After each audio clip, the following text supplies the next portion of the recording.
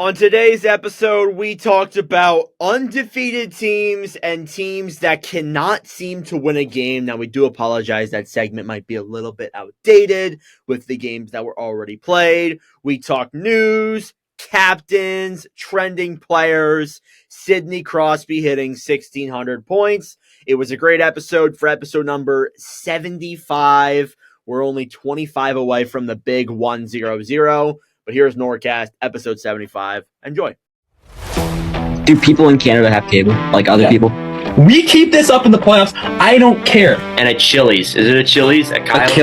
Achilles. Finally. You don't know that? Fuck you! Get this guy the fuck out of here! Alright, well, coming in at number 5, I got Anthony Stolars. Now! Jets are winning the cup! Thank you for watching and listening. What's going on, guys? Welcome to episode number 75 of the Nordcast. It is Thursday, October 17th, 2024. Carter, how we doing today? We're doing absolutely fantastic. First podcast of being 19 years old. We're happy to be here. Thank you. On the birthday, Oregon Ducks got the win. We beat Ohio State, so I am in a great mood right now. Things are great. Things are great. We have more wins over Ohio State than probably the entire Iowa Hawkeyes football team. And Jack is not here joining us today, unfortunately. It looked like he was going to, and then he just said, yeah, I'm out. This guy just pulls out at the last minute every time. It's because he lost a bet, and he has to dress up as a maid in the next episode. Yeah, and the guy just does not want to own up to it. No, he doesn't. It's kind of outrageous. It's a little disappointing because when we lose bet, I don't even remember what was the bet. Winnipeg beating Chicago, wasn't that? Yeah, because he said there's no way Chicago starts the season 0-2. There's definitely and let's just say they started the season 0-2. Yeah, there's definitely a way for them to be 0-2. If there's any team that I would pick to go 0-2, it'd be like them in San Jose. But yeah, when we come on here and we make these bets, we come in and we live up to it. We don't, scare away and not come to episodes and make up the fact that we gotta go to a basketball game. He's gonna listen to this and get mad at. No, he's not. He's not gonna listen to this. Come on. No, he's not. All right, anywho, moving on from Jack and his basketball, whatever he's doing. Carter, this is actually it's not only your first podcast as a 19-year-old, it's your first podcast in the third year of the Nordcast. How does that feel? Take a sip of water. It's nice, man. It's weird. Season 3 of the Nordcast this year. And Nordic had to start off season 3 by himself. Yep. Which is probably not very fun for you, the listeners, but I'm back now, so we'll add a little bit of excitement. Voice of opinion, and you're not just listening to me yap the whole time. I also want to apologize. In that episode, when I put the thing on at the end with the rookie preview, the audio was garbage, and that's on me for not acknowledging that. So I do apologize for that, and I also do realize that my audio regularly is not that good either, and it's because I don't have a microphone that connects to this computer, and I don't have one of those cords that connects to this one, because it's not one of those old ones where it has the kind of the cube cord. For the video listeners, you guys can kind of tell what I'm talking about. It has 2 really small ones that definitely aren't this, and I've tried to look for them, but I can't find any that are under $50. Believe it or not. Are you talking USB Type C? Is what your computer has? Yes, okay. That's the kind of that I have. I'm just not good with that, but I can't find a converter that converts what that is to the type of USB this computer is for under $50. USB to USB Type C. Yeah, and I'm just no, I'm not doing it. I'm not paying $50 for that. Not just yet. Maybe down the road, maybe as a Christmas present or next month I'll do it, but right now, I'm not getting you anything. All right, let's get into some actual hockey talk here. It's already been 4 minutes. I want to talk about 2 polarizing ends of the NHL: the undefeated teams and the teams that haven't won yet. Put a little asterisk next to that. It is Thursday night when we're recording this, so there's a decent chance that by the time you guys listen to this, one of these two or three or all of these teams would have lost or won games. So this might become completely outdated before it even goes live, but we're rolling with it. Who cares? We're going to start off with, I would say, Carter, the biggest surprise of the undefeated teams, the Calgary Flames. They are 4-0 through their first 4 games, and you just got to admit that it has been so impressive what this Calgary Flames team has done. They are actually first in the Super 16 by the NHL, and they are beating good teams. They're beating bad teams. They're winning in overtime, coming from behind. They start off with a 6-5 win over Vancouver in Vancouver. Then they beat Philadelphia. Then they beat Edmonton, and then they also beat Chicago as well. So you can make the argument that a few of those guys are really, a few of those teams are kind of just like, not that great. Like Chicago's not that great. Philadelphia, you could argue, is not that great. But apart from that, they're beating some pretty solid teams who, even though they do have rough starts to the season, and we'll get into them in a little bit. So, Carter, have you been watching the Flames? Have you kind of seen their headlines? Are you impressed with what you've seen so far? I'll be honest. I have watched very little hockey as I have had no time to really watch much. I've paid attention to the stats. I've paid attention to the highlights. I've checked up on teams and everything like that.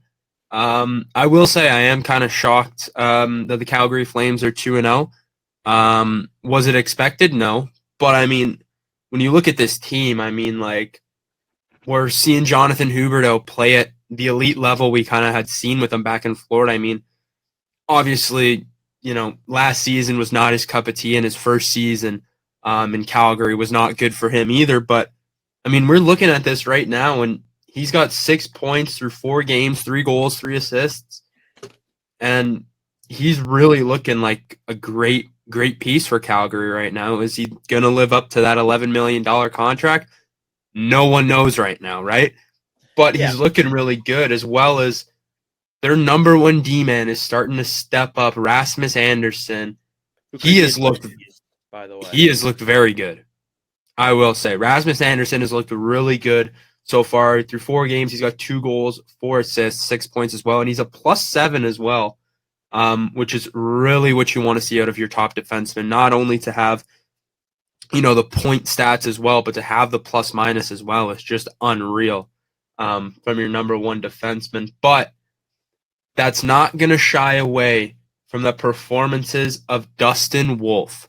Oh, yeah. Wow, has this guy been awesome. Yes, sir. He has been really unreal. He's got 2 wins. He's posting a .202 GAA and a .944 save percentage. Now, that is only through 2 games, so I'm not going to overreact to his stat line through 2 games. But it's a nice-looking start. It's a nice-looking start because he's a rookie, correct? He is, and he's probably the best rookie goaltender out there, I would say. So him getting a hot start, for sure. He actually kind of is like a dark horse for the Calder, low key. If Calgary does continue this start, there's a decent chance that, Wolf could be in the top, the top Calder race by the end of October, but possibly. And again, it's still early, but you love to see this if you're a Flames fan. Yeah, and I think when you're looking at it too, if he doesn't have to maintain a .944, because that's Vezina numbers right there. .944 with a .202. That is legitimately Vezina numbers. So let's say he puts up a 9.3 or something and a 2.2, 2.3. I think you're looking at him play himself into maybe a Vezina finalist for sure, potential Vezina winner. But even if he posts a 9.2, a 9.3, he could win the Calder if we don't see anything ridiculous. From the offense of the skater class of these rookies. So Dustin Wolf, I think, has been a big key for the Calgary Flames. So I've really liked what I've seen from him, and a lot of these additions too. Andrei Kuzmenko, who looked like he wasn't going to have a chance in Vancouver anymore, and he came over here and he's looked unreal. He's looked great. So their stars are playing well. Their depth is playing well too. A lot of guys with some goals here, and I don't know. they look like they're really rolling right now. Now I want you to read off Marty Pospisil's stat line. Marty Pospisil? Yes. He should be up there. Marty. And Martin. It's Martin on the stat sheet, but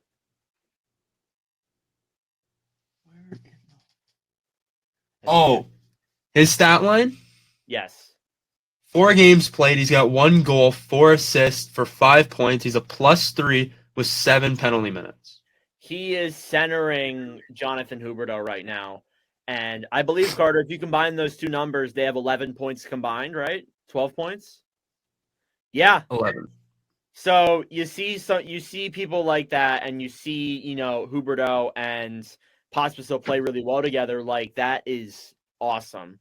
And, especially too, like Huberdeau in December of 2023, we forget that he went pointless, not scoreless, pointless throughout an entire month of hockey until the last day of that month, the last day of 2023, actually, when he scored against the Flyers. But, like, seeing him off to this hot start is actually terrific. Now, Carter, I want to ask you one more question.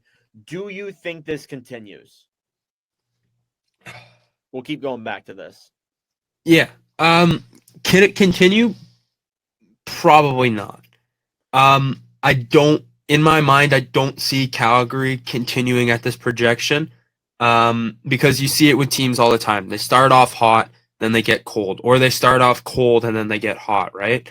So I'm not going to overreact to the start of the season.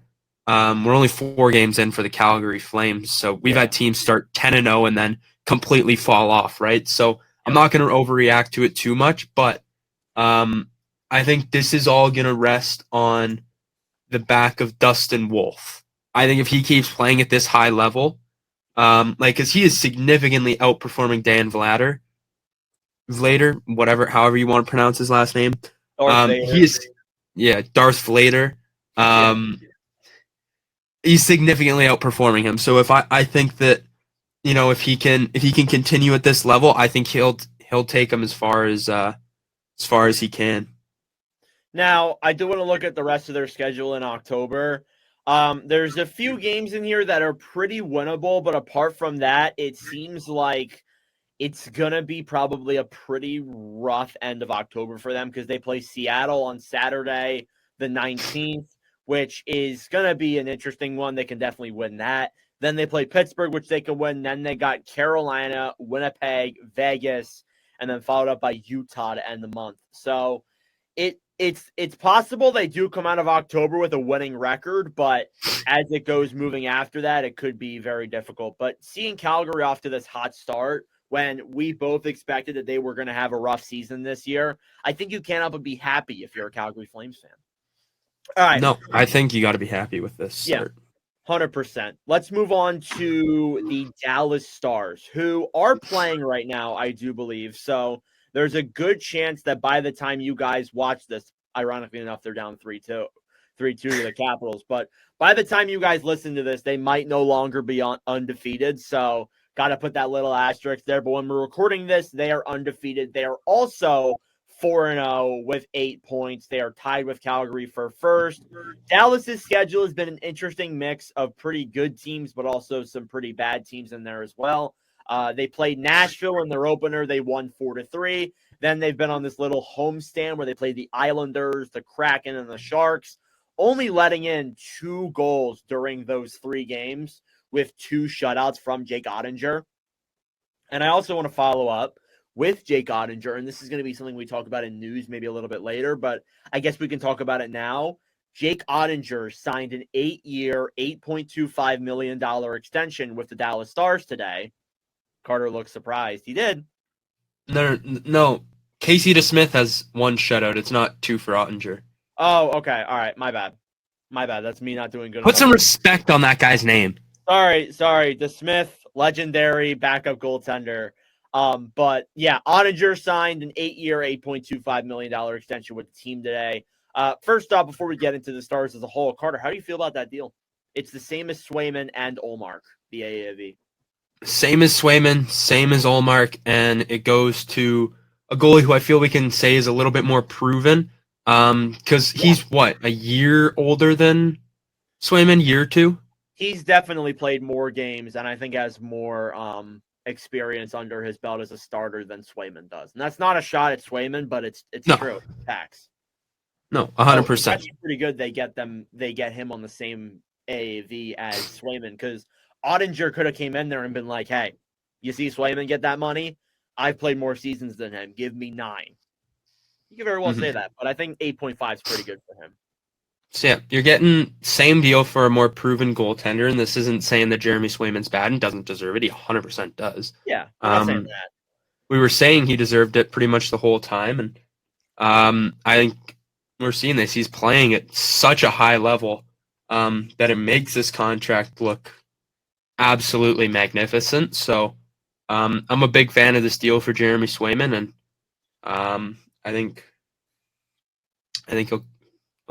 Or sorry, not for Swayman. Maybe Ottinger, right? Ottinger, yeah. He's not For football. Ottinger, I'm a big fan of it, so I like it. All right.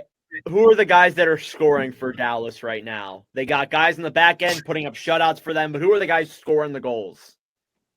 All right, you want guys who are scoring some goals here? I'll tell you.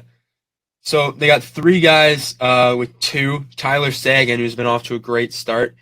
He's missed a game, though. I'm not exactly sure what it was for. I don't know if he's missing now. But as of right now, he's got 2 goals, 1 assist for 3 points through 3 games played. Roop Heinz has 2 goals as well through 4 with 3 points. And then Mason Marchment. Roop Heinz? Rupee. Rupe Hintz. Whatever. It's close enough, okay? And he's also got 2 goals, and then Mason Marchment, who is also their points leader right now with 2 goals, 3 assists for 5 points. And then Logan Stankoven has not found the back of the net yet, but he's got 5 apples, so he's looking really good. Okay, so I want to follow up with Tyler Seguin. He is currently day-to-day with a lower body injury. He's actually missing the game right now against the Capitals. Doesn't say on this report that I'm reading what exactly it is that he got hurt for, but it's lower body somewhere. And Maverick Bourque, it looks like, has taken his place right now in the lineup, which is a good thing because Bourque is a pretty good player. But yeah, again, as you said, they got guys contributing offensively. They do look impressive.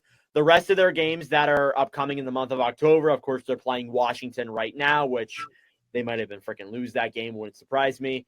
The Oilers, the Sabres, which that's definitely a beatable game. The Bruins, that'll be a close one. And then Chicago, they can definitely beat Chicago. So I think that, Dallas has done impressive work so far. They've played mostly kind of teams that were, below the playoff line last year. If they weren't below the playoff line, they were kind of right at the playoff line, and the Islanders and I guess the Predators too. But, I think Dallas looks exciting right now. Let's transition that over from Dallas to the Winnipeg Jets. Carter's team, they are 3-0, not 4-0. Let me just check if they're playing right now. Are they playing right We now? play tomorrow. Okay, so they play tomorrow, so it's not going to be outdated when this comes out. But Winnipeg is 3-0. They are 5th in the NHL, just behind my Utah Hockey Club. Winnipeg's played only 3 games so far, but I feel like there might be a little bit of a sense of kind of panic from these games, to be honest. Not panic, but like a little bit of concern because they played a few teams and came so close to them they probably should have won. They destroyed Edmonton 6-0. That was an absolute wrecking. I'm sure Carter was really happy about that. Then they played Chicago last Friday, and that was a really close one right up to the finish. Mark Scheifele scored with 46 seconds left. Yeah. And then won the game in overtime. That was the game that Jack lost the bet to, by the way. He came so close to seeing Carter wear a maid uniform or a maid outfit, but nope, not today. It's going to be Jack whenever he does it. And then they also beat Minnesota in what was probably a very competitive and grit matchup, 2-1 as well. So, Carter, how are you feeling about your Jets? I honestly don't really know. I'm not trying to, as always, overreact, but I'm liking the start so far. 3-0 is always a great place to be. But as you said, close wins against teams that we should probably be beating. But I mean, those Central Division games could go either way. They're always a very tight matchup, always very close. Yeah. And I mean, you're still winning. I'm not saying that, like, you know. yeah, but, no, like, 100%. I'm You not. should definitely be beating Chicago by more than 2-1. But obviously, those games happen sometimes. Yeah. Who's No, put it up?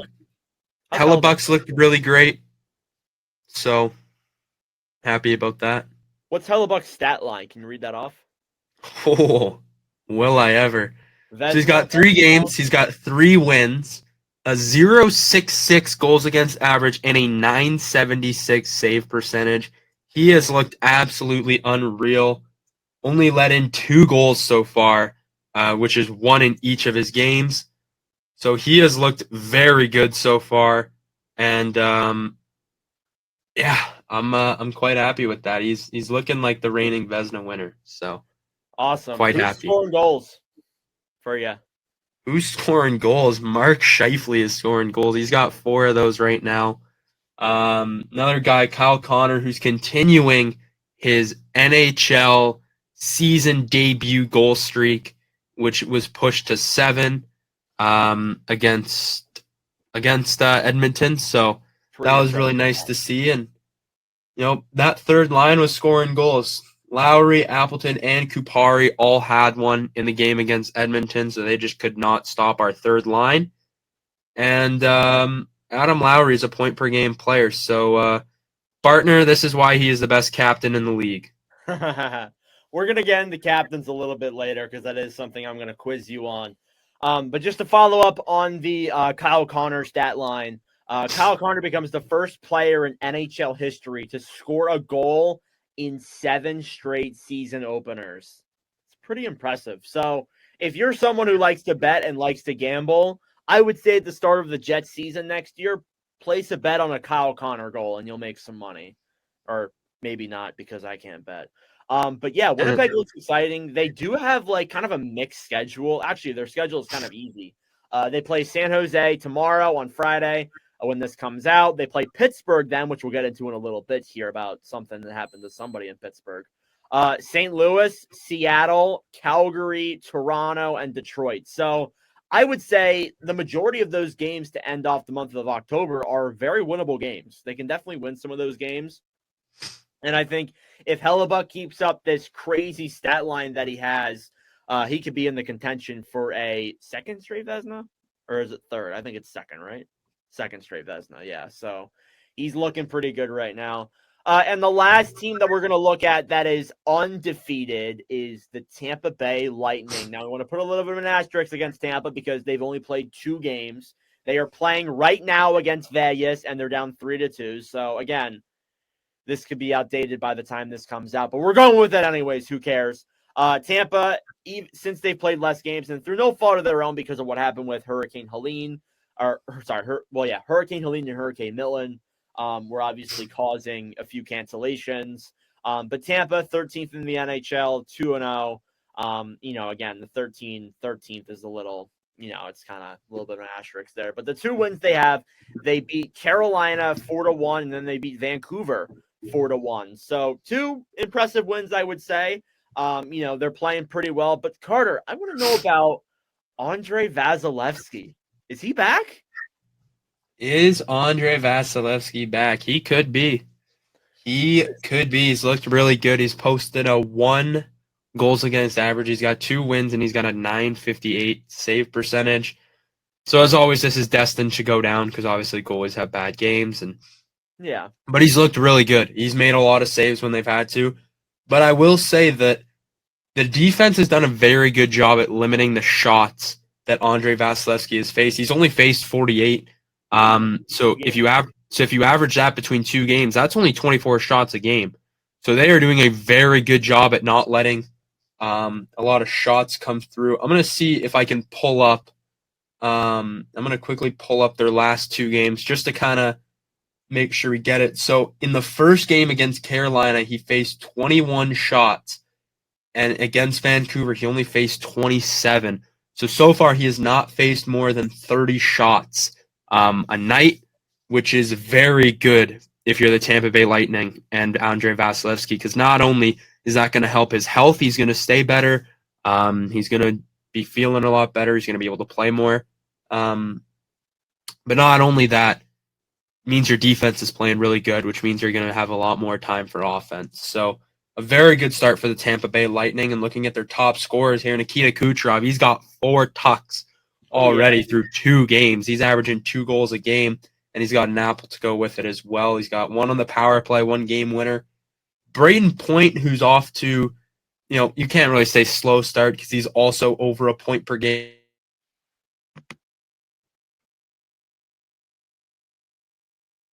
Uh-oh. He's got 2 goals, 1 assist for 3 points. And Victor Hedman is also. I'm trying to. Okay, we're good. I was trying to reconnect. I was a little panic there. All right, you're back. So going back to all right, we're good. About Point. I think you were on point. I was on point. I went to Gensel. I don't know what it caught, so I'll just say this again. Point's got 2 tucks, 1 apple for 3 points. Gensel, their new addition, he's got 3 apples. And Victor Hedman has started off the season looking good with 3 apples as well, and he's also a +3. So a very good start for the Tampa Bay Lightning. So we're going to see what they can do. Connor Geekie off his suspension as well. He's got no points. Everyone else, they do not have a lot of guys with a point right now. Half their team has a point and half their team does not. So right now, they're playing Vegas, as I said. Kucherov has 5 tucks now because he scored in that game as well. All right, we'll put Kucherov down for 5. He's going to get another one. Maintain that 2 goal per game pace, and he is going to hit 164 goals this season. We love on pace, don't we? Oh, man. Tampa looks great, and we forget, too, that Vasilevsky was injured to start the season last year, and seeing him come back at the start of the year for the first time in a while and play pretty well, you can't help but be happy about that. So good on Tampa, good on Winnipeg, good on Dallas, and good on Calgary for all of them looking very solid right now. All right, we're going to go to the other end of the spectrum and look at the teams that can't win a game. Starting off with Carter, I would say the most surprising one. The Colorado Avalanche are 0-4 to start the season. And Carter, this was a team that I think we had placing second or first in that division, at least top 3. So you can't help but hit the panic button here a little bit. So their first game, they play Vegas. They lose 8-4. They pull Georgiev. Second game, they play Columbus. They lose 6-4. They pull Georgiev. Third game, they don't pull Georgiev, but they lose to the Islanders 6-2. And then last night, they lost to Boston 5-3. And it is such a rough start to the season. They have played pretty good teams. They played bad teams. They played teams in the middle, and they can't seem to get a win against any of them. So, Carter, are you hitting the panic button right now? Oh my, this is the New Jersey Devils team of this year. No, it's not. The lack of goaltending is what is going to screw them.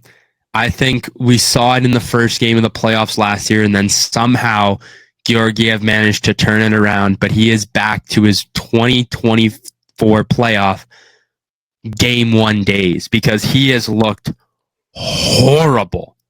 Oh my goodness. Through 4 games played, he's got 3 losses, so he's been yanked a lot. He has a 5.79 goals against average and an 8.02 save percentage. Onnnn has also looked horrible as well, posting a 4.69 goals against average and a 7.65 save percentage. Yikes. Combined, they have 21 goals against. This is horrible. Now, you want to look at the negatives. I think you also got to look at some of these positives here. Cale Makar, he is at 8 points through 4 games right now. Yeah, he is looking very, very good right now. Mikko Rantanen, He's averaging a goal a game. He's got 4 goals, 3 assists for 7 points through 4 games. Nathan McKinnon, he's got a goal and 6 assists. So that's that top unit right there. And then after that, you start to take a drop, and it goes to Casey Middlestad, who's got 3 tucks, no assists. Ross Colton, who's got 2 tucks, 1 assist. Josh Manson, who's just got 2 assists. And you just start looking at their big 3 is really carrying this team right now. Yeah. I think when you look at it, it's not a surprise. I will say Nathan McKinnon with 10 penalty minutes is very surprising to me. He seems frustrated. He does. I gotta say that I think a lot of those games have I think a lot of those penalty minutes have come from the one game against the Islanders because he got a game misconduct. So that's part of it. But again, you can't help but be just like a little bit concerned, maybe not hitting the panic button just yet because it is Colorado, but you can't help but be concerned. Like, Carter, I actually forgot that you played the Avalanche in the playoffs this year, but you saw how Georgiev was. He wasn't that good. Like, no. Even though the Avalanche won, he wasn't that good. They kind of like switched their system after that first game, and we saw some things change. I would say a lot of why Georgiev wasn't looked at during that series was because, and you might be mad at me for this, but because of how bad Hellebuck looked. That might have been a lot of why, people kind of overlooked it. But it's clear that this is a make or break year for Georgiev. He is on the last year of his contract. I think that when the Avalanche are done with this season and they eventually lose, if they lose again in the second or first round, I think that you have to pull the trigger on Georgiev because the past 3 years or 2 years have not worked since winning that cup. And you had Kemper in net, and Kemper wasn't that great of a goalie, but he was solid. He could at least win you some games here and there. And you have Pavel Francouz as your backup, but under Georgiev, it just doesn't seem like it's going to work. And a Noonan who looked good last year, but I don't know. It just hasn't really connected this year. Now, do I think that this continues? Probably not. They go on a California road trip where they play Anaheim and San Jose. I think they can win those games easily and immediately be 2-4.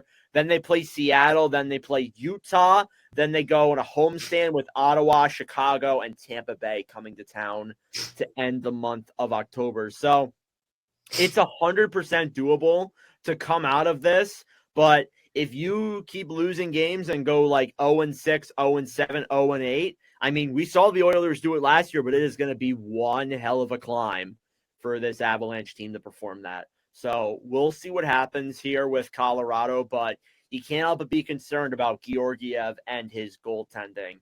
All right, let's move on to, we're actually going to go to Vancouver instead of Edmonton. We're going to go to Nashville first. I forgot Nashville existed, sorry.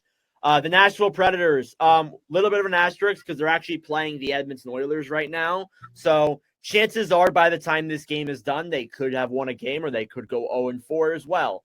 But right now, the Predators, who, Carter, me and you thought that they were going to have a pretty good season with the guys they brought in. They start off 0-3 to start the year, and they were also pretty concerning games as well. Now, I do want to put a little bit of a disclaimer. Jose Saros, I believe, is still out. Am I right? Or is he back? He was out, I know, for the first 2 games. He's played. Oh, okay. So he's played 2 games. All right. I'll Never mind then. He missed the first game. That's it. So they go in, they play Dallas at home. They lose 4-3. Close game, not really that concerning. Then they get shut out by Detroit. Cam Talbot and Detroit. Yeah, that's a little concerning. And then they play Seattle on Tuesday. They lose 7-3 at home, by the way. So you can't help but be a little bit concerned about Nashville. Now, again, it's pretty early, and we don't want to jump to conclusions. And again, I should have said this at the beginning of this segment that we're doing here, but it's early. A lot of these teams have played less than 5 games, so it's not that big of an issue, I guess. But I mean, like, you start off slow like this, like it's not good. And I think that you look in terms of this team with a lot of firepower, a lot of offense, and a pretty solid blue line behind it, you'd think they'd be doing well. So Carter, read off some of these stats, and maybe they will tell the problem of this team right now. All right. Well, you brought up UC Saros, and I'm going to talk about him here because I had him pretty high on my Vezina list. I did. And he's not off to a hot start. He's played 2 games, 2 losses. He's got a .419 goals against average and an .855 save percentage. Saved 47 of the 55 shots he's faced, which is not ideal. You know, you look at a team like Tampa, and Vasilevsky hadn't even faced 50 shots yet. But again, this is facing 28 shots a night, 27 and a half shots a night. Like, that's really good. So I don't know how the goals went in. Maybe they were tip-ins, maybe they were shots from the point, screens or something like that. But, I mean, you got to help out your goaltender here, especially if it is those cases of tips in front or shots from the slot. Like, you got to attack on that, right? So, Yep. I don't know how they went in, but that's about all I know. Now, looking at their player stats, Philip Forsberg, he's off to his point per game antics like he always is. He's got a goal and 2 assists through 3 games. Tommy Novak has got 2 goals on the year. Philip Forsberg, the only point per game player on this. Well, okay, other than Huso Parssinen, who's got 1 assist through 1 game. But from the guys who have played all 3 games, he is the only point per game player. Marchessault has 2 assists on the year. O'Reilly's got 1 goal, 1 assist. And the guy that I feel like everyone thought was going to have a huge impact right away, Steven Stamkos, he is pointless through 3 games. And he is -2 and 4 penalty minutes. So he's got to start finding his game here in Nashville. Otherwise, the Tampa Bay Lightning are going to look very smart for not making an offer to Steven Stamkos.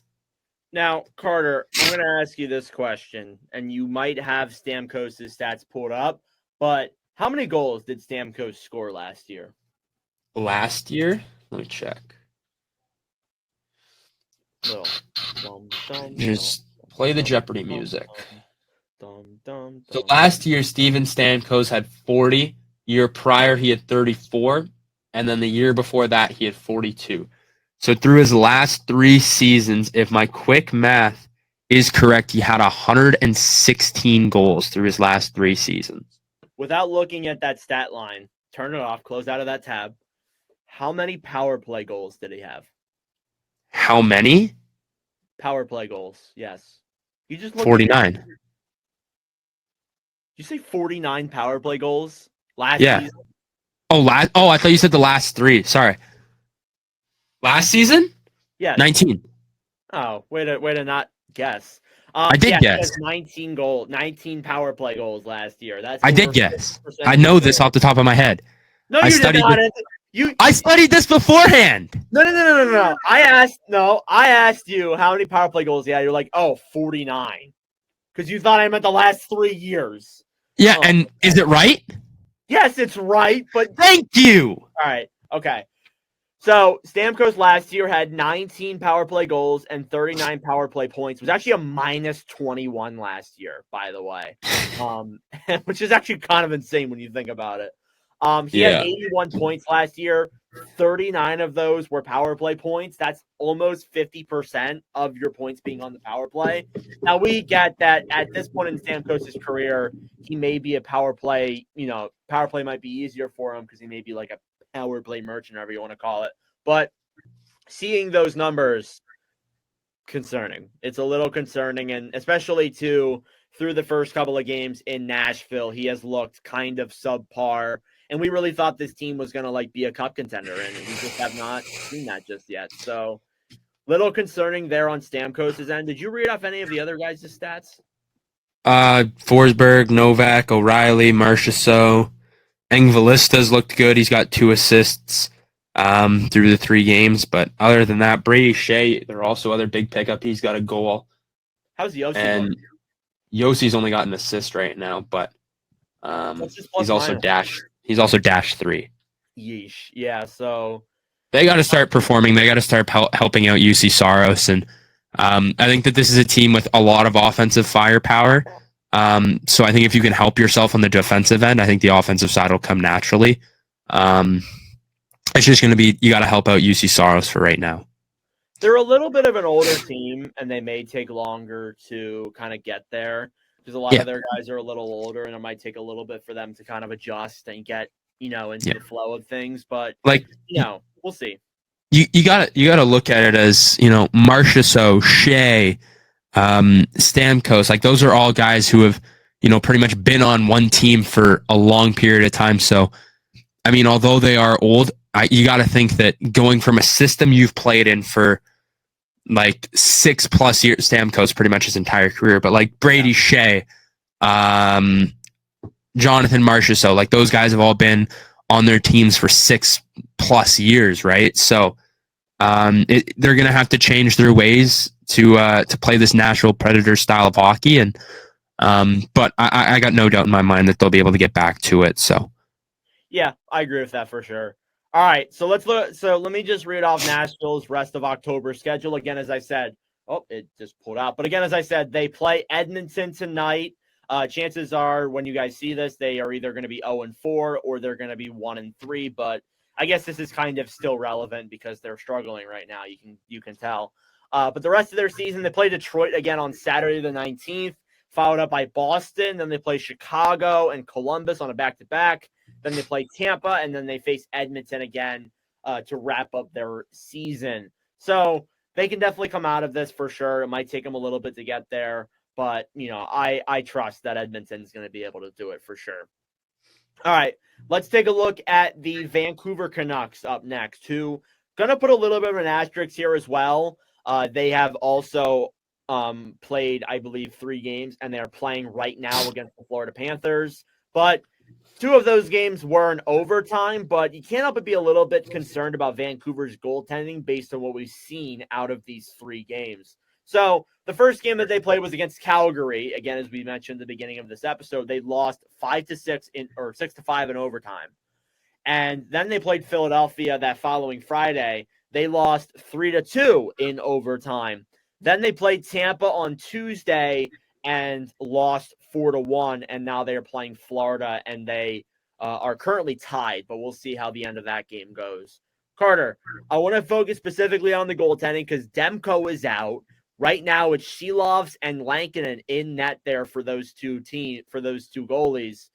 How are we feeling? Are we concerned? Are we like, it's too early? What are we feeling about that goaltending right now? I think Lankinen, you got to be pretty happy with how he's done. I mean, he's played in his 1 game. He's got a 1.85 and a 9.35 save percentage. He only looked at, 31 shots, but a goal you might want to start looking at is Silvos. Silvas. Silvois. I don't know how you want me to pronounce it. Silvois. Oh my God. Carter's on like a hot streak with mispronouncing names today. Oh, I'm a big fan of mispronouncing names. He is also winless. He's got a 4.5 goals against average and an 8.27 save percentage. He's saved 43 out of the 52 shots he has faced. And yeah, definitely a little concerning on that stat line. I'm still blown away that you said his name wrong.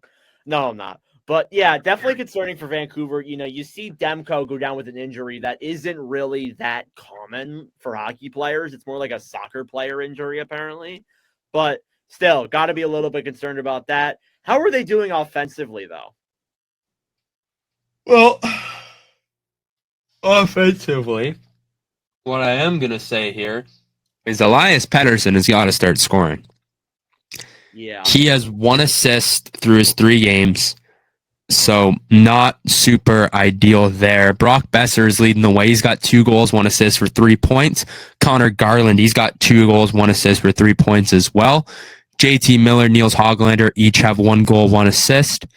DeBrusk, Quinn Hughes each have 2 assists. So their star players, really, their top guys other than Pettersson have really started to play really well. Quinn Hughes obviously coming off that Norris campaign. Is he looking as good as he did again as can't speak right now. Is he looking as good as Cale Makar is right now? Probably not. But you got to look at also the plus minus. I mean, he is looking really good, but I mean at the same time, he's not dealing with Alexander Georgiev in that. That's very true. I'd say Vancouver is probably in a better situation than Colorado is right now. Now I want to look at something real quick. I'm going to look at Elias Pettersson's stats, because we know that ever since he signed that contract with the Canucks last season, he has really struggled offensively, including in the playoffs as well. In last year's playoffs, it was his second time. He only scored one goal in that entire playoff run. And I'm just going to look at something real quick. If you want to give me a few seconds here. So, it's going to start me. Wait, doesn't even count. Oh, hang on. Okay, so Pettersson scored on game number 2 versus the Oilers. So he has gone, since that series, he's gone 1, 2, 3, 4. Wait, yeah, game 2. 1, 2, 3, 4, 5 at the end of last season. And then going into this season, 6, 7, 8. 8 straight games without a goal. Now, again, that's carrying back into last season. But, you see how Pettersson was at the end of the season following that contract. It seemed like he kind of fell off there a little bit and didn't seem like what he usually was. So, a little bit concerning there from Pettersson. But, Carter, I really do think that the Canucks can definitely bounce back from this. They're still a really good team. They have a good roster, even with, Shilov's in net maybe being a little bit of a concern. Their remaining schedule for October, again, as I said, they do play Florida right now at the time of recording of this. So that's interesting. We'll see how that game comes out. It's tied 2-2 right now while we're recording. But the rest of their schedule, they play they said they play Florida. They play Philadelphia for their Flyers home opener. I will be there, by the way. Hopefully my girlfriend is not listening to this, because I'm actually surprising her with tickets. So hopefully she's not listening. She's not listening. You are a better man than me. Yeah, I better. Well, it's not even my tickets. It's my boss's tickets. So I got them free. But I'm like, hey, I'm just going to, bring you with. They're also playing Chicago in Chicago as well. And then they have a homestand against Pittsburgh, Carolina, and the Devils. So we'll see how Vancouver can do to kind of pull out of that a little bit. So, yeah. All right. We got 2 more teams here, Carter. Carter, I actually forgot a team for you I wanted you to look up. I wanted you to look up the San Jose Sharks scoring. Now, San Jose is a little bit different from these other teams, because we're not as concerned with San Jose as we may be with, the Vancouver or, the Colorados of this league. But the Sharks right now are 0-3. They're actually on pace to be 0-4. Because they're playing Chicago right now and losing 2-0. But they lost 4-5 in overtime against the Blues, blew a 4-1 lead. They lost in a shutout 2-0 against Anaheim, and then they lost in overtime against Dallas 3-2. So, Carter, you have those stats pulled up for the Sharks. Yeah. Read off how those rookies and those guys are doing, because I need to get a water. Okay. All right. The rookies, Macklin Celebrini, I feel like, as we all know, he had 2 points in his first period, and then since then was placed on IR for the last few days, so he has not played since that game. Some sort of hip, lower body. But, I mean, hey, welcome to the NHL. He's got his first goal. I mean, the fact that he even attempted that was pretty awesome there. Quite happy with him there. Will Smith, though, he does not have a point yet, but he's due for one. And I think I'm gonna be honest here. I'm gonna set out a hot take here. Oh, here we go.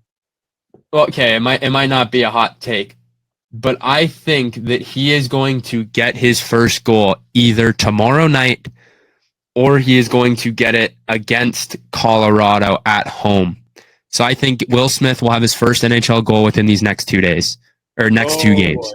So I'm going to set that out there. I'm putting it out into the universe. I hope it doesn't happen against Winnipeg, because, one, I will not be there, which sucks, because I have my own stuff I have to do. I wish I could be there. I really wish Macklin Celebrini was going to be there, because, how much would I love to watch a little Macklin Celebrini. But I mean, Will Smith is just as entertaining. This team is just as entertaining. And yeah, and looking at their goaltending, Mackenzie Blackwood has not looked too hot, but when you play 2 games and you have faced almost 40 shots a night, I expect your goals against average a night. He has gotten 78 shots against in 2 games. He's got a 3.34 goals against average and a 9.10 save percentage. So the defense has got to start helping out Mackenzie Blackwood as they were with Vitek Vanacek, as he also does not have a win. Blackwood has taken both games into overtime for them, so that is good news for Mackenzie Blackwood, as he does not have a regulation loss yet. But Vitek Vanacek, he's got a 103 goals against average and a 9.66 save percentage, and he's only faced 29 shots through his 1 game. So they got to start helping out Mackenzie Blackwood, stop picking favorites, and helping out Vitek Vanacek. So the goaltending, I'm not seeing as much of an issue right now. I think it's just the defensive side of everything. And Will Smith, he's due for a goal, but Tyler Toffoli, he's looked really good. What's up? Don't forget you got Askarov in the A too. Yeah, well, he's on his little conditioning stint, and he had a shutout, and he put the net to sleep. Did you see that clip? I did see that. Yeah, that was funny. Yeah, I think San Jose, it's like, again, like they're going to be bad this year, but you're going to see those things from Celebrini and Smith and Eklund that make things exciting. Hopefully their goaltending will get some more relief instead of facing 40 shots a game.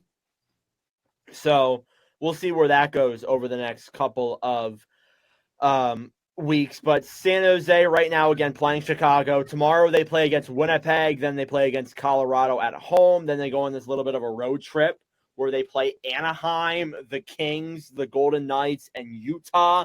Then they're back on a homestand against LA and Chicago yet again. So honestly, Carter, I look at that schedule. That schedule's relatively easy. Besides Winnipeg and Colorado and Vegas in there, I think those are, 4, I guess 5 very winnable games for the Sharks. So we'll see if they can get a win earlier than they did last year. Let me just see when they play Philadelphia first.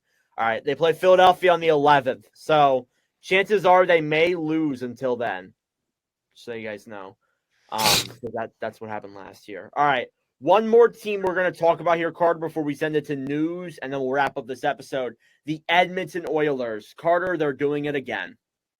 They are 1-3 to start the season. Little bit of an asterisk because, again, they've won 1 game, but I thought I'd throw them in here because I didn't talk about them in the last episode that I did alone. But you can't help but be a little bit concerned. Again, the Oilers are playing right now against Nashville. So one of those 2 outcomes will result in the Oilers, coming out with a solid record and only being 2-3, or they're going to be, 1-4, and I'll have to make a video on them either way. But regardless, Edmonton, through their first 3 games, have been rough. They played Winnipeg, as we said earlier in this episode, and got destroyed. Bang. I'm happy about that. Then they played Chicago on Hockey Night in Canada, who they absolutely should have beat. They lost 5-2.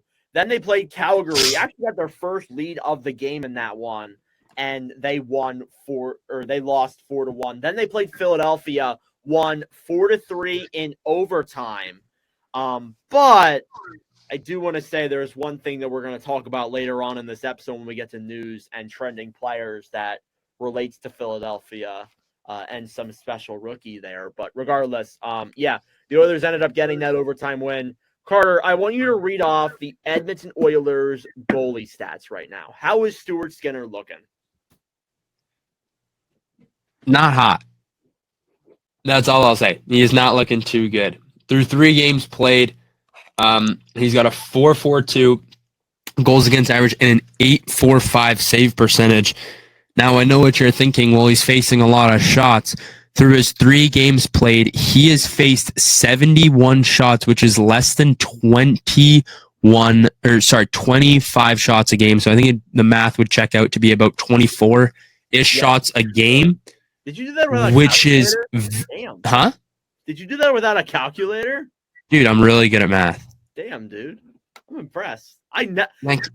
when you were talking about what was it, Georgiev, and it was like 48 shots per 2 games or whatever, or you were talking about someone, and I actually went to look it up when it was clearly 24. So yeah, you're definitely better at math than I am. Carter's the math guy here. All right. I'm very good at math. Anyways, let's get back to hockey and not math. I'm not in school right now.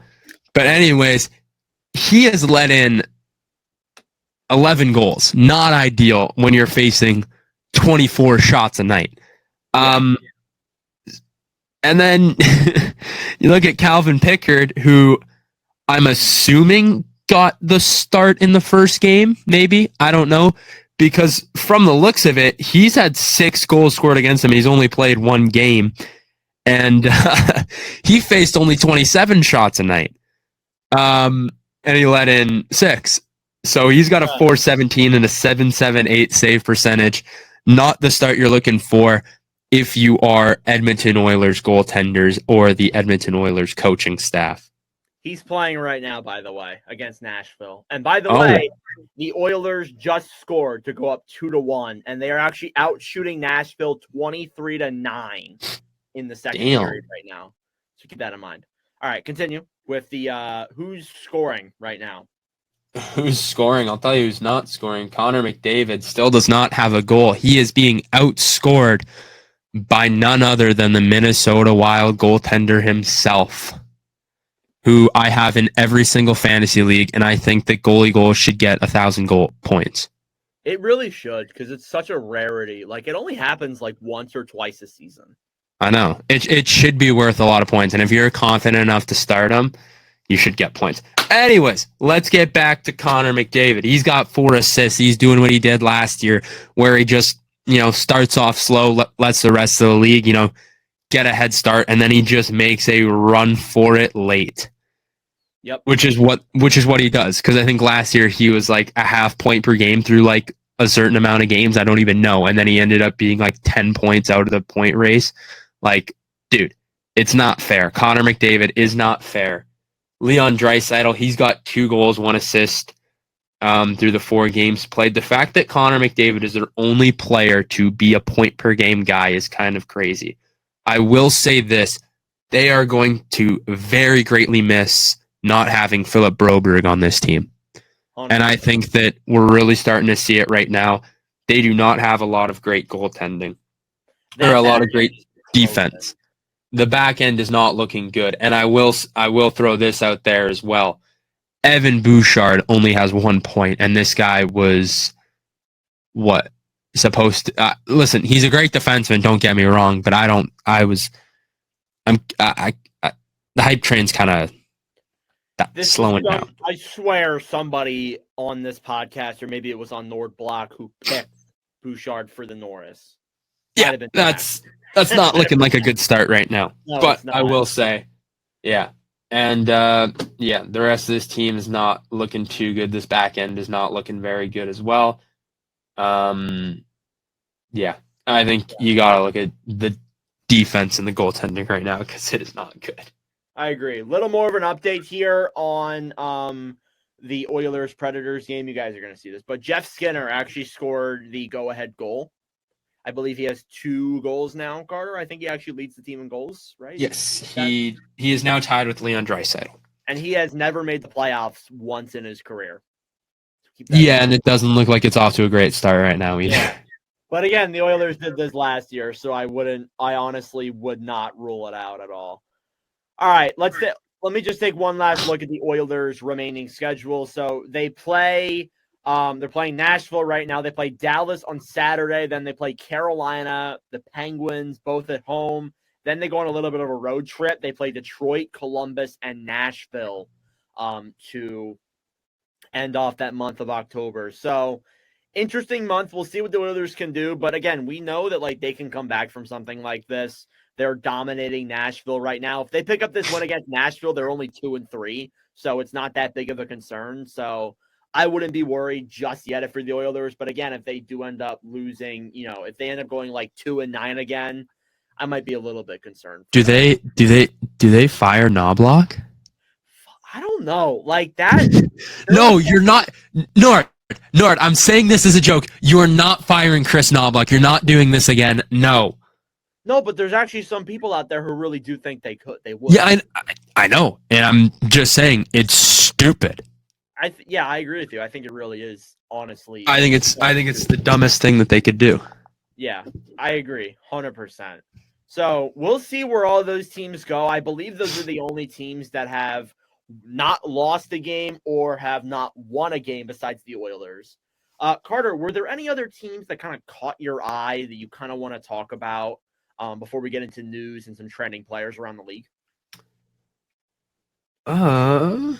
Buffalo is very notable, but I talked about them last episode. They're actually losing 6-3 right now against the Blue Jackets. Yeah, they're not looking very good. They're going to be 1-4, or 1-5 to start the season. No, 1-4-1. 1-4-1.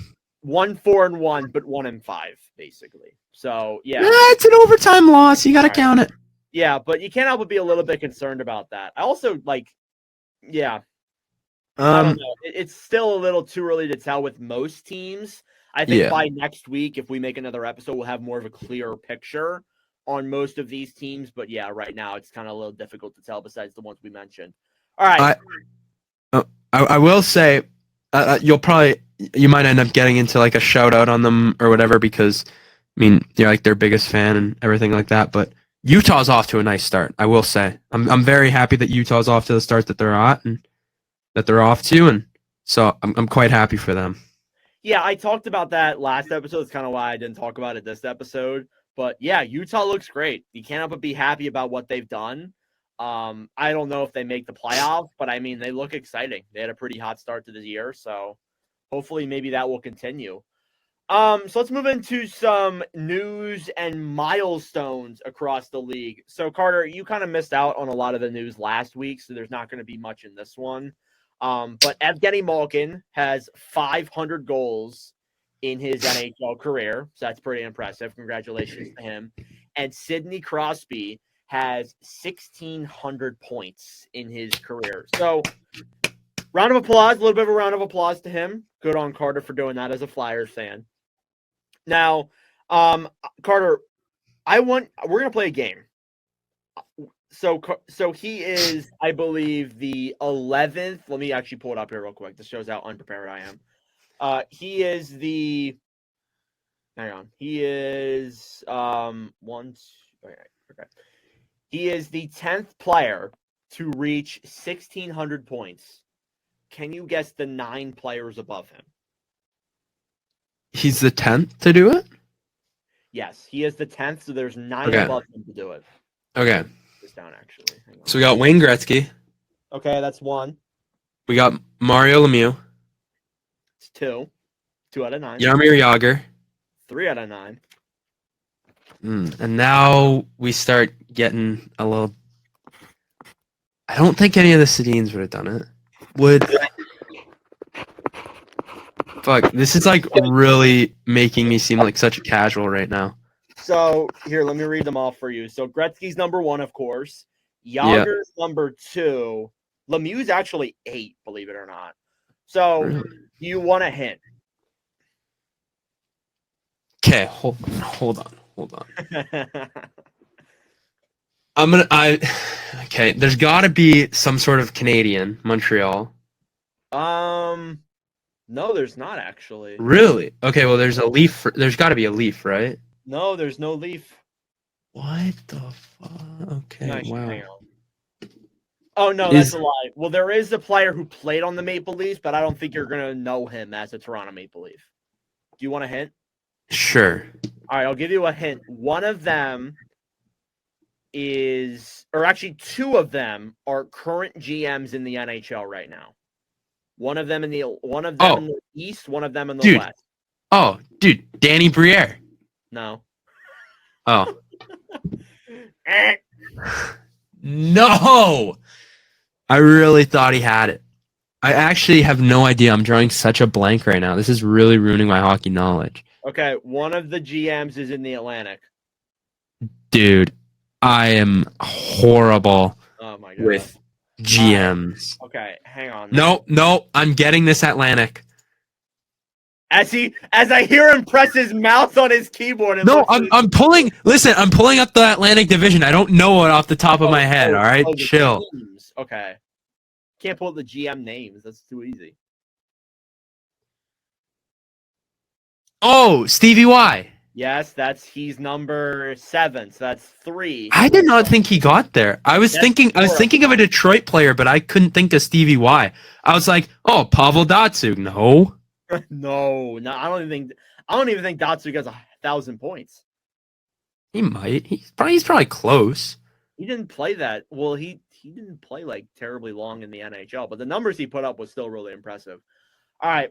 The other GM is in the Pacific Division. Oh my gosh. I'm going to get it right here. So you're at 4 of 9 right now. I'm definitely not going to get this. Oh my gosh. I don't know GMs. I don't know. Just name them off for me. I'm horrible with this. You quit? I'm tapping out, but as soon as you tell me who it is, I'm going to be like, I hate myself. It's the best 6 players, and I got 3 of them without hints. That's horrible.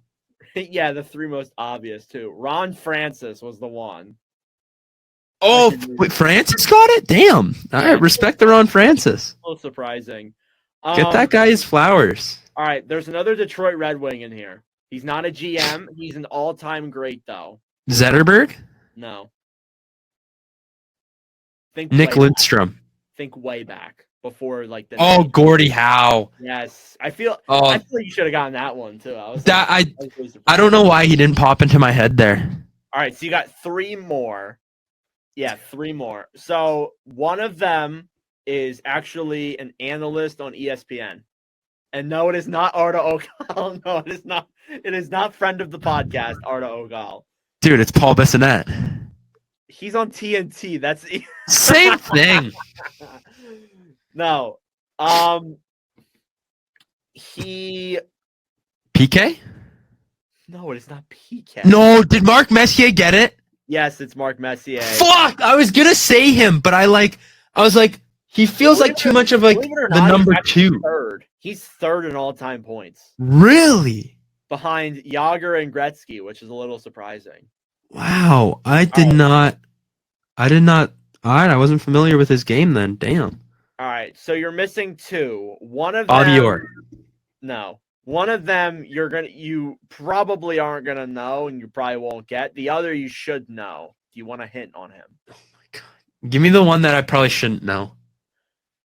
You want me to just tell you the name? Nope. Okay. Oh, okay.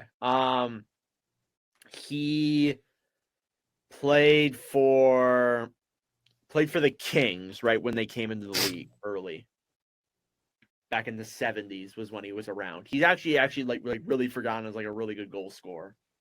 Oh my gosh. Pat LaFontaine? No, he has 730 goals though. I don't know this. Damn. Oh yeah, I won't know who this is. Luc Robitaille.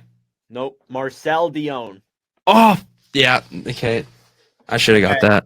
And you got one more. I've been helping you a ton here, but you got one more. Shut up. Do you want a hint for him? Sure. This guy used to be the GM of a team in the Central Division, but recently passed it on to another person, and he was there for their first ever Stanley Cup in the 90s. Central Division, former GM, won a cup with them. Dude, I don't know GMs. You know this. Well, you should still get the cup in the 90s. Oh, what's Ray Bork? No, not Ray Bork, but you're on the right track. I don't know. Joe Sakic. Oh man, I really just embarrassed the hell out of Carter in this one. All right, I'm sorry. Dude, that was horrible. I'm bad at quizzes. That might have been the worst 6 minutes of this podcast's history. Dude, the pressure got to me. We're not discussing. I'm getting this cut from the pod. This is horrible. All right. Well, as I mentioned, Jay Gottinger signed an 8-year deal today with the Stars. Sean Dursey is out for the foreseeable future with an injury on Utah. Really unfortunate. Good top pairing defenseman.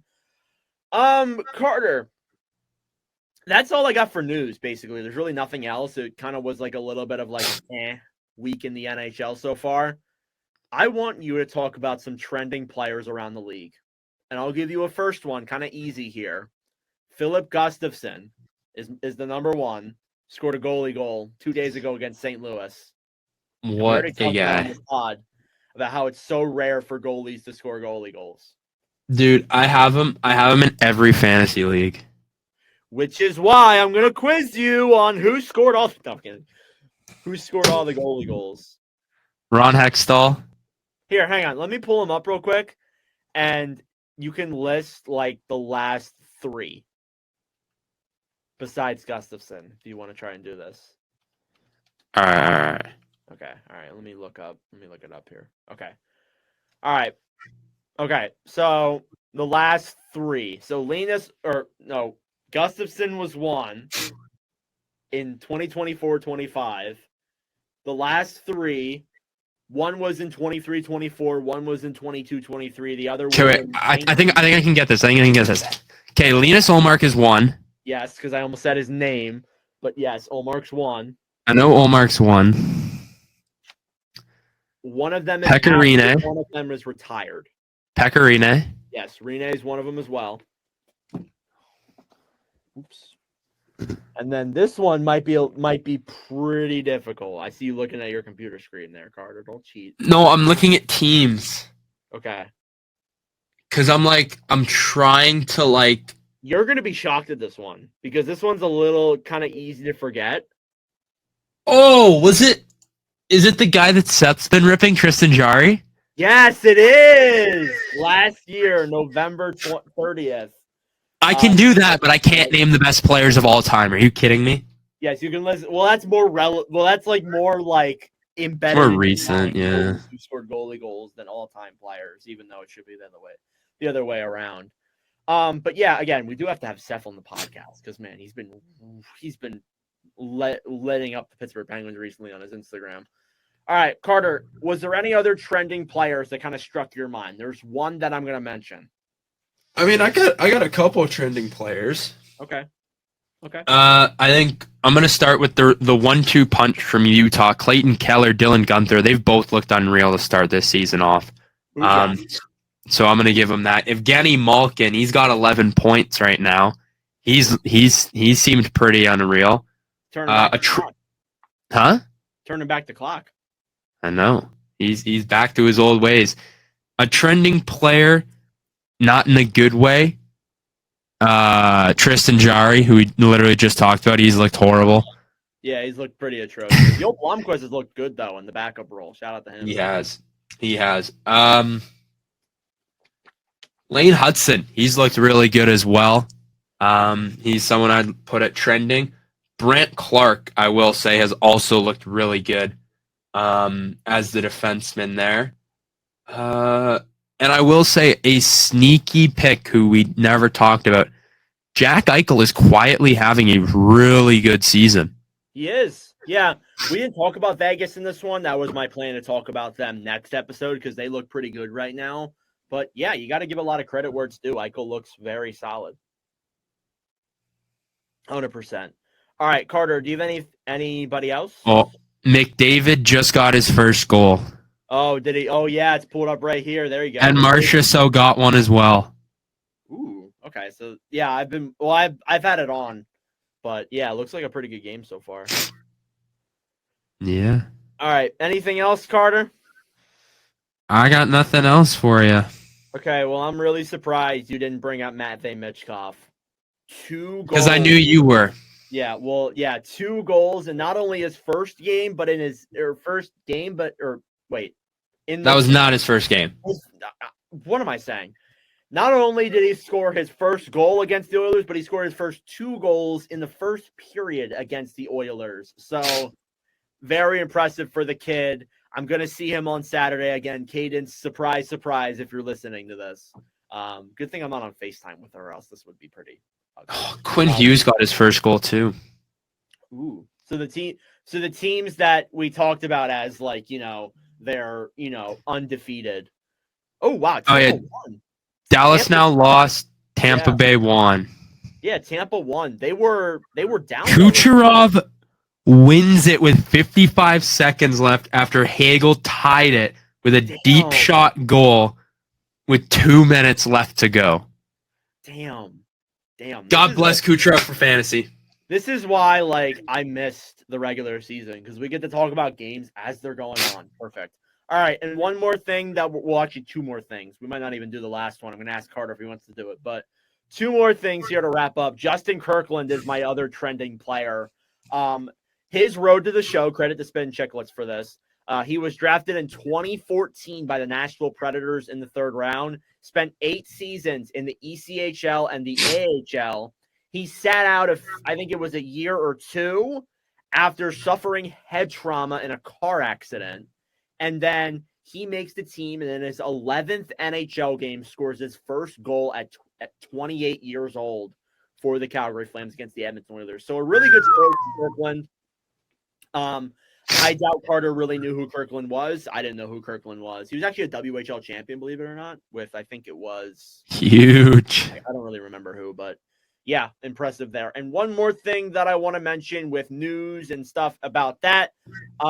Recently, the final captain in the NHL for a vacant team was named. It is Jordan Eberle.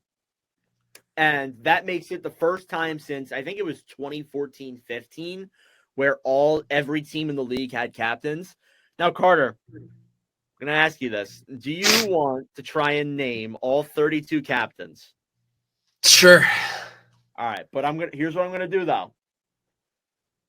Actually, no, I'm not going to give you a time. I'm just going to let you name them off. So, okay. I got the standings up. We're going to go in alphabetical order. Alphabetical? Let me just, yeah, all right. So, Carter, you may begin whenever. All right. So, try to go in alphabetical order. Okay. Anaheim Ducks, we got Radko Gudas. Okay, hang on. This is going to confuse me if it's not already set in alphabetical order. Okay. Sorry, I'm typing up NHL teams in alphabetical order. Okay, here we go.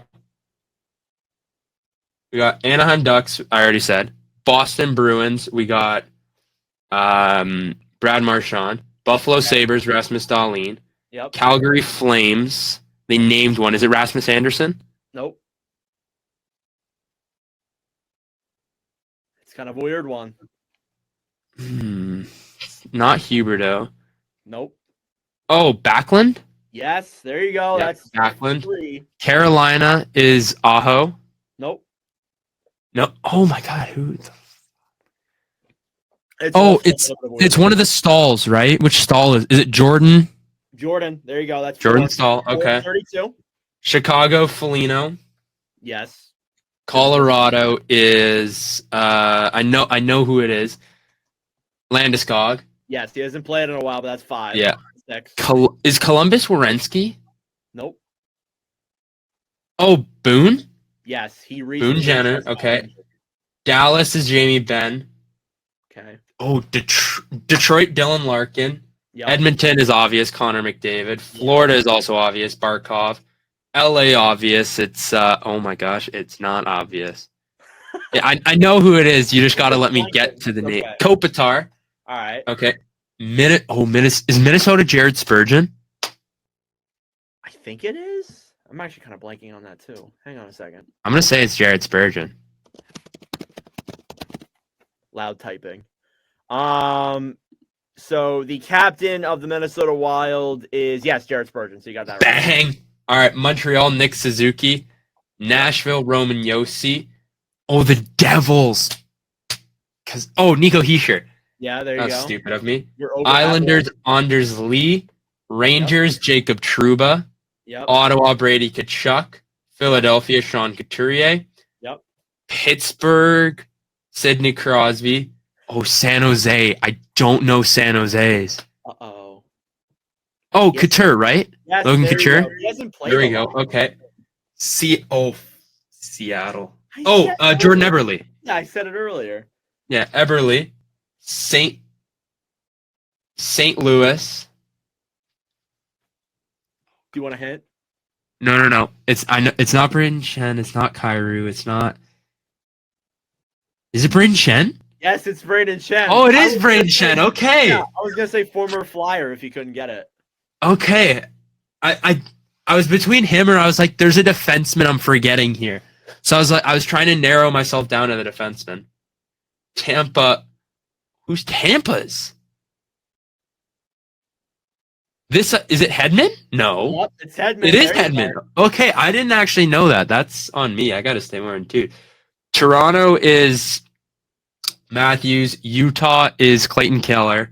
Yep. Vancouver, Quinn Hughes.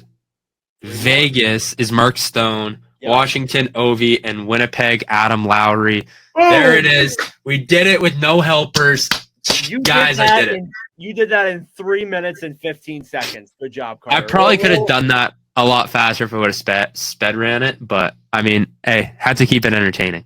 If Jack was here, I think he'd still be on. I think we got to see if Jack can beat me. I wanted to. Okay, I'm writing that down for next episode then, because I Jack is gonna have to try and beat my time in a maid costume and full makeup. This is gonna be a fun episode. So stay tuned for next episode. We might even have to start with Jack just to keep the retention high. Yes, absolutely. I love that. All right, this will conclude episode 75 of the Nordcast. Carter, great episode. Thanks for coming on. Any final thoughts? Any final thoughts? I got nothing. Go Jets, go Flyers, and let's go Ducks. F the Phillies is my final thought. We didn't get to talk about that. We don't even have to talk baseball We're not going to anymore. get into that. Just so you guys know, we're not posting our World Series predictions. We're not going. I didn't make a World Series prediction. No, Carter did. Neither did I, actually. All right. Yeah. Well, that Jack still said Cubs though. Jack did pick the Cubs. He also picked Chicago White Sox. It was going to be the Battle of Chicago in the finals. All right. Well, that will do it for this episode of the Nordcast. Thank you guys for watching and listening. We greatly appreciate it. We'll see you guys in the next one. Adios. Thank you guys so much for watching or listening to yet again another episode of the Nordcast. If you enjoyed, please subscribe down below or follow us on Spotify and Apple Podcasts. If you want to follow us on TikTok, we are at Nordcast. If you want to follow us on Instagram or Twitter, follow at Nordcast_. That'll do it for this episode. I'm Nordic. Thanks for listening from all the crew, and we'll see you guys in the next episode.